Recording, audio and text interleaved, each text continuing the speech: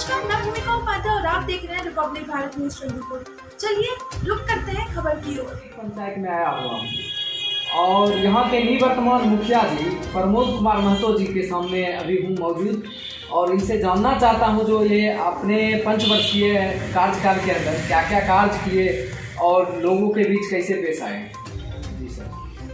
जी, Republic Bharat के संपादक महोदय जी, मैं आपको बहुत बहुत धन्यवाद देता हूँ जी कि आप मेरे पास आए और मेरे कार्यक्रम के बारे में जानना चाहे।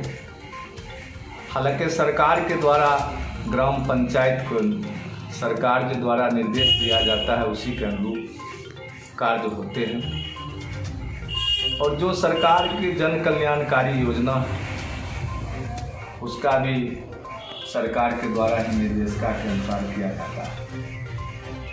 जनप्रतिनिधि का काम सिर्फ यही होता है वो जो लाभुक या जो लाभार्थी हैं उनको सही रूप में वहाँ तक पहुँचाने का काम, मार्गदर्शन देने का काम होता है।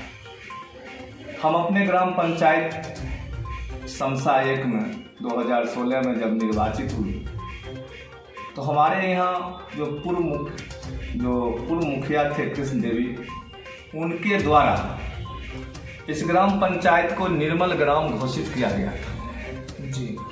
और उस समय जैसा कि हमको जानकारी मिली कि निर्मल ग्राम घोषित करने वाले पंचायत को 5-5 लाख रुपया इनाम भी मिला था जी। तो मुखिया जी इनाम पाए और जनता का जो शौचालय बनना था उनको तो शौचालय बन नहीं पाया, सिर्फ कागज़ के पन्नों पर कहीं कहीं वो सीमेंट वाला जो अति होता है गोलाकार आकार का कहीं कहीं सिर्फ गिरा दिया गया और किन्हीं लाभुक को शौचालय बना नहीं, लेकिन उन्हें 5 लाख रुपया का इनाम मिला और वो अपने ईमान व्यक्तिगत कार्य में लगाए, जबकि उनको पंचायत के कार्य में लगाना था।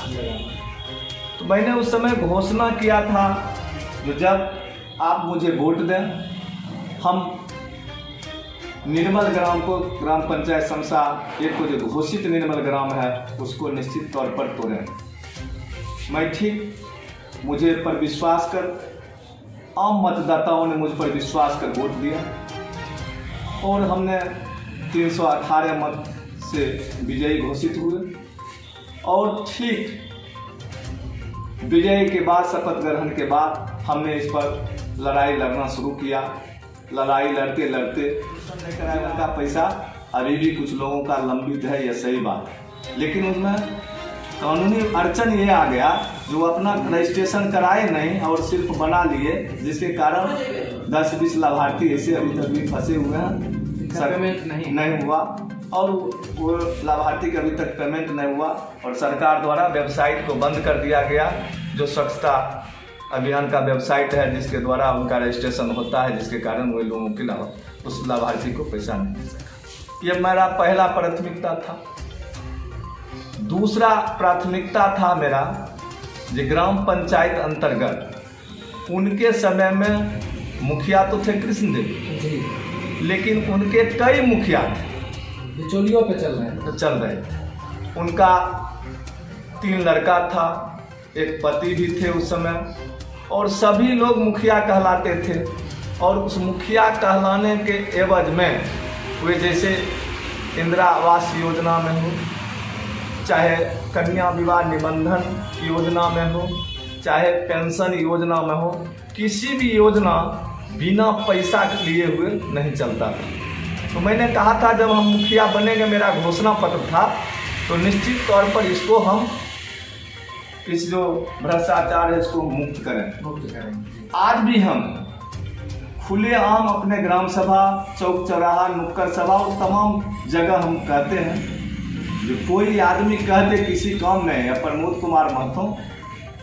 यदि 10 रुपया लिया सततापूर्वक कह दे तो हम यह भी उनसे बाजी लगाता हूं कि आपका जूता और मेरे साथ। मैं ऐसा बाजी लगाता हूँ, हो सकता है कोई आदमी उनको ठग लिया हो, लेकिन आज तक मेरे जहन में मेरे तक कोई लाभार्थी आके नहीं कहा जो मुखिया जी हमसे 5 रुपया लिया गया। हमने इंदिरा आवास के लाभार्थी को बुला के बैठक करा के कर देते हैं किसी को एक पैसा देना नहीं। अगर कोई मांगता है तो मुझे फोन कीजिए, लेकिन अभी तक कोई आदमी नहीं कहने आया जो हमको पैसा अमुक आदमी मांगा। कभी कभी हमको पता लगा कि इंदिरा आवास सहायक के द्वारा फोटो खींचने के नाम पर 1000-2000 रुपया लिया जा रहा। तो हम उसको पकड़े और एक आदमी उस समय संजीत कुमार था इंदिरा आवास सहायक, गरीब आदमी से कहा 1000 रुपया जब हम तौर फोटो खींच के पैसा दे दो, उससे 1000 रुपया तुरंत लौटवाए। कहा जिस गरीब आदमी से काहे लेता है, तुम्हारा वेतन मिलता है। सही बात। तो उसको हम लौटाए। यानी मेरे जेहन तक अभी तक न है, ऐसे विरोधियों द्वारा बिचौलिए तंत्र को खत्म होनी चाहिए और समाज को जो है सो प्रगतिशील बनाने की प्रयास किया जाना चाहिए। जी, हम कर रहे थे मनरेगा के बारे में। अब चले आइए, हम 2001 में भी मुखिया थे। उस समय था ग्राम पंचायत के बहुत बड़ा अधिकार था। अब 5 ही इकाई आवास आया या 10 इकाई आया, वह कैटेगरी वाइज आता था। हम लोग वार्ड सभा या ग्राम सभा करके उसका चयनित करते थे, जो सबसे कमजोर लोग होते थे उनको देके हम लोग। इसको सरकार ने तोड़ दिया। अब क्या करते हैं, एससीसी डाटा को डाला और डाटा को डालने के बाद योग लाभार्थी किया, मैंने योग और अयोग किया, उसमें भी हम बता देते हैं। हम लोगों ने कहा जो हमारे ग्राम पंचायत में जो एससीसी डाटा, उसमें भी विनम्रता कहिए सरकार का, जो हमको लोगों का पता ही नहीं लगता है कि कैसे कैसे हो जाता है।